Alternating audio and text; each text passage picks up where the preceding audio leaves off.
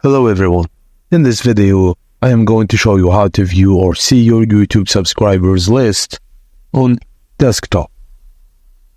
Firstly, open YouTube and sign into your Google account if you haven't already.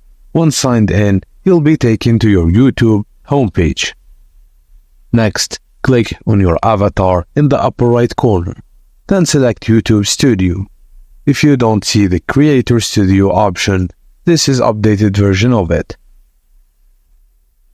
On the left-hand side of the screen, under the Community tab, click on Subscribers. Here, you will see a list of all people who have subscribed to your channel. If no one has subscribed yet, the page will say no subscribers to display. You can also sort the list by clicking on the More Recent Up button in the upper right corner. And that's it. Now you know how to find and view your YouTube subscriber list on desktop. Thank you for watching, and please don't forget to like and subscribe for more.